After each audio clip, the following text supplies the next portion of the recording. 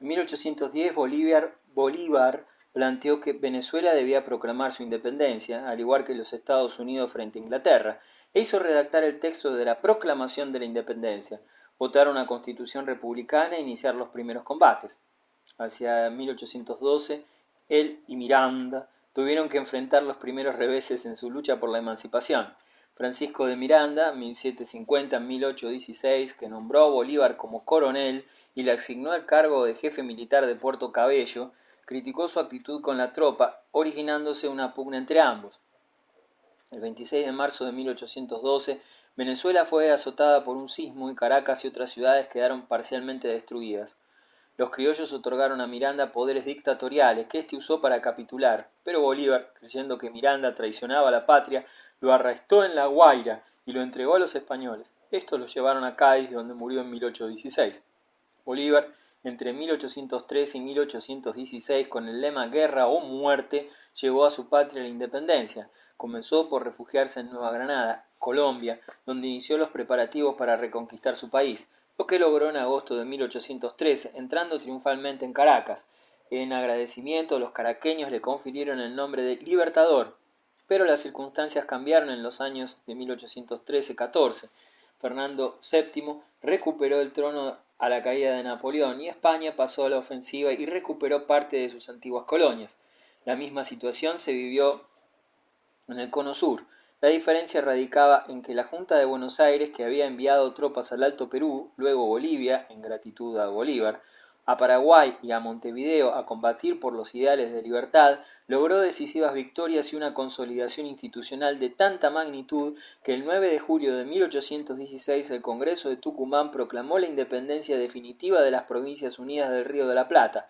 Por el contrario, en Chile, después de formada la primera Junta de Gobierno, de haberse establecido un Congreso, 1811, y dictar un reglamento constitucional provisional que respetaba la autoridad de Fernando VII, solo nominalmente, pues establecía que el ejercicio de la soberanía recaía en autoridades residentes en Chile, 1812, tuvo que resignarse a perder todo lo avanzado en materia institucional. En efecto, las fuerzas españolas vencieron al ejército patriota en Rancagua, 1814. Durante este periodo España volvió a gobernar sus colonias, excepto la del Río de la Plata, alrededor de 1817, reiniciándose la lucha. Bolívar regresó a América y se posesionó de la isla de Angostura, en la desembocadura del Orinoco. Luego liberó a Venezuela y se dirigió a Nueva Granada, derrotando a los realistas en Boyacá. Nacieron entonces los Estados Unidos de Colombia, con los departamentos de Venezuela, capital Caracas, Quito, capital Quito, y Cundinamarca, capital Bogotá. El 17 de diciembre de 1819 se votó la Constitución. Bolívar fue designado presidente. Por otra parte, el Ecuador fue liberado por Antonio José de Sucre, lugarteniente de Bolivia, quien después de la batalla de Pichincha, en la que intervino la división auxiliar que San Martín le envió al mando del general Santa Cruz, entró triunfalmente en Quito, 1822. En el extremo de Sudamérica, los chilenos que habían emigrado hacia la Argentina después del desastre de Rancagua se unieron al general San Martín, integrando el llamado Ejército Libertador de los Andes, que inició sus acciones a comienzos de 1817, al mando del entonces gobernador intendente de Cuyo, San Martín, asistido por el general chileno Bernardo O'Higgins, 1778-1842. Cruzada la cordillera de los Andes, hazaña de matemática precisión en la que no se perdió un solo hombre, el ejército libertador sostuvo su primer batalla en Chacabuco, 12 de febrero de 1817, en la que las tropas argentino-chilenas salieron victoriosas. Un año después, Chile proclamaba su independencia, asegurándola el 5 de abril de 1818 en Maipú, donde San Martín se mostró como genial estratego. El gran bastión de España en América del Sur era el Virreinato del Perú, desde donde habían partido las tropas que aplastaron los movimientos juntistas de Quito, 1809, Alto Perú, 1810, Popayán, 1812 y Chile, 1814. Hacia esa región se dirigió José de San Martín. Preparó una escuadra al mando de Manuel Blanco Encalada, argentino, que realizara importantes acciones, reemplazando luego por Tomás Alexander Cochrane, inglés, y el 19 de agosto de 1820 en el puerto de Valparaíso se inició el embarque del ejército, 4.500 hombres, con destino al Perú, el cual es liberado y proclamada su independencia el 28 de julio de 1821. El gobierno lo asumió San Martín en carácter de protector. Bolívar, quien avanzaba hacia el sur, se entrevistó con San Martín en Guayaquil, sin que ambos llegaran a un acuerdo. San Martín se retiró del Perú, pasó a Chile, luego a Buenos Aires y finalmente a Europa. Sucre, entretanto, derrotaba a los españoles en Ayacucho, 1824, y proclamaba la independencia del Alto Perú, 1825, ejerciendo la presidencia vitalicia hasta 1828, año que retornó a Venezuela. Por último, en 1826 capituló la guarnición española del puerto del Callao, al igual que los reductos mapuches y la isla de Chiloé. Así España había perdido sus colonias americanas, excepto Cuba y Puerto Rico. En efecto, en aquellos años las independencias de Nueva España, México, era un hecho. El general Agustín Iturbide había aplastado a la insurrección de Morelos, pero cuando llega a México la noticia de la Revolución Liberal en España, 1820, Iturbide formula el Plan de Iguala y el país se constituye en monarquía constitucional, situación que fue acordada por Iturbide y Vicente Guerrero. En 1822 Iturbide se hizo coronar emperador, pero luego chocó con la Asamblea Legislativa y se vio obligado a abdicar. 1823. México se organizó entonces como República Federal, siguiendo el modelo de Estados Unidos de América. Con el tiempo, los países americanos irían definiendo sus personalidades y reformando sus instituciones coloniales, tarea nada fácil, pues debieron enfrentar grandes dificultades. La independencia del Brasil. El peligro que representó para la corona de Portugal el tratado suscrito en Fontainebleau entre España y Napoleón decidió al príncipe regente de Portugal, Juan de Braganza, Juan VI, a trasladar su corte al Brasil. En el mismo año, 1808, los puertos de la colonia comenzaron a recibir mercaderías provenientes de Inglaterra y otros países amigos.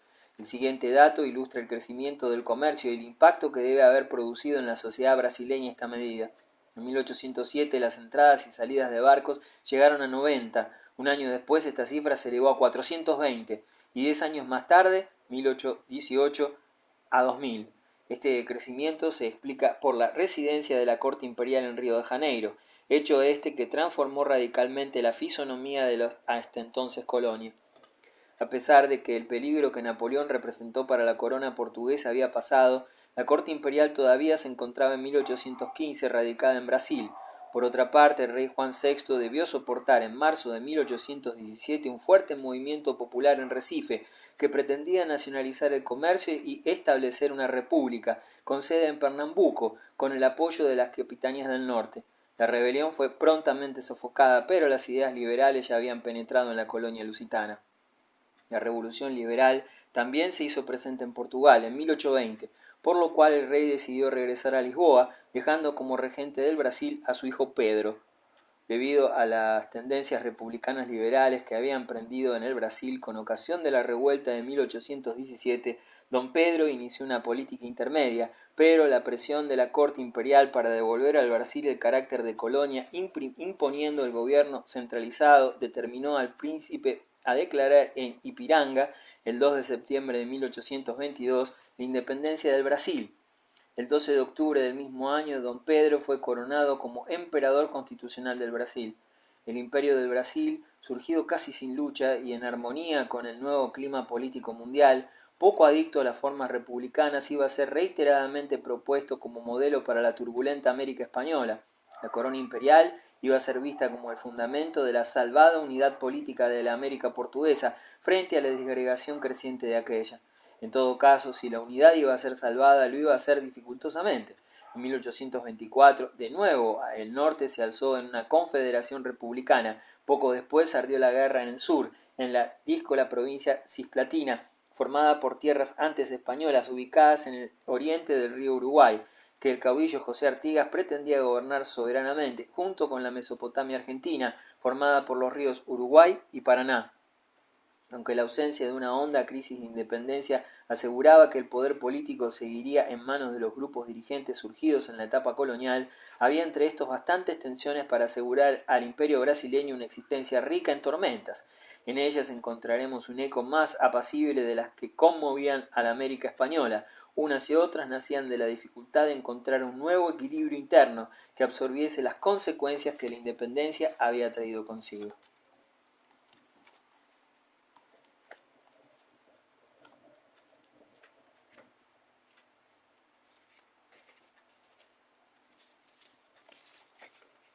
La revolución industrial. Triunfo del maquinismo. Industria textil, hierro, carbón. La llamada revolución industrial transformó la existencia de la humanidad. Se destacaron los progresos de la navegación, o más exactamente de cuando los hizo posible, la formación de tablas matemáticas y la fabricación de cronómetros y otros aparatos de precisión. Las circunstancias favorables aparecieron en Inglaterra, donde se acumulaban las mayores capitales y la técnica económica del crédito se hallaba más avanzada. En 1733, Juan Hay inventó la lanzadera volante, que permitía fabricar telas de algodón del ancho deseado.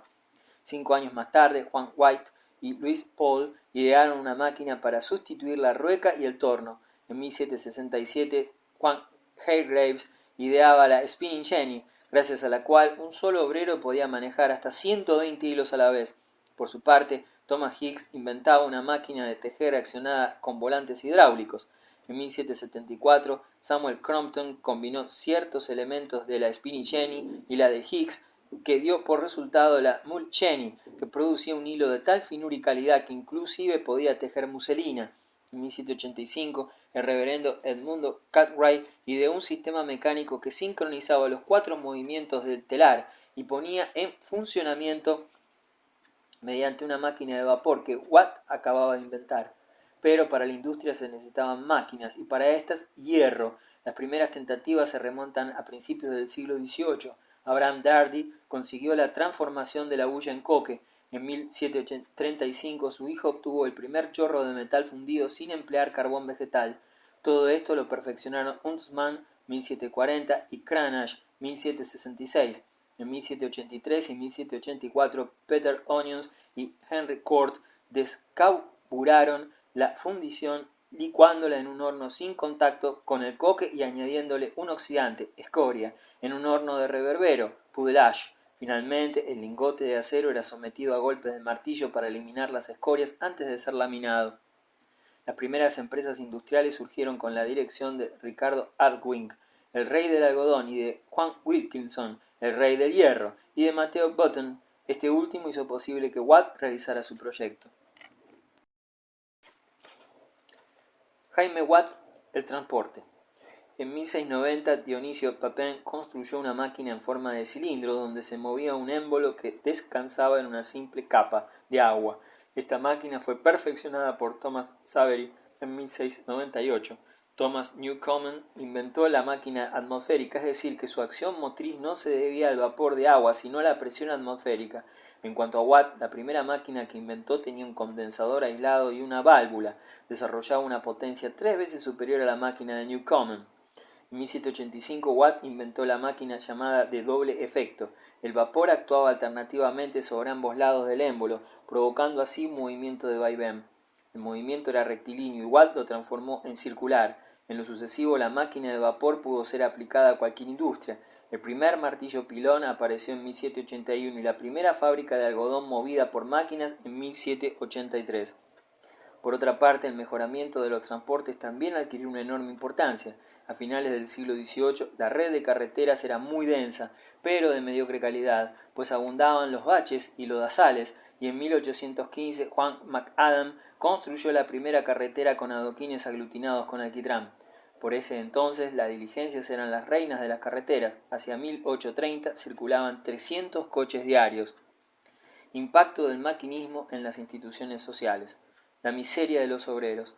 Las fábricas podían considerarse entonces verdaderas prisiones.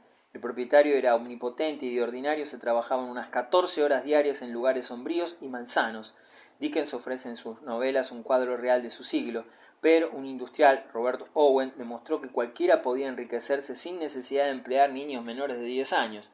Estos, desde la edad de 5, no recibían salario, solo alojamiento y comida. Los golpeaban para que no se durmieran junto a las máquinas y la mayor parte de ellos procedía de los hospicios.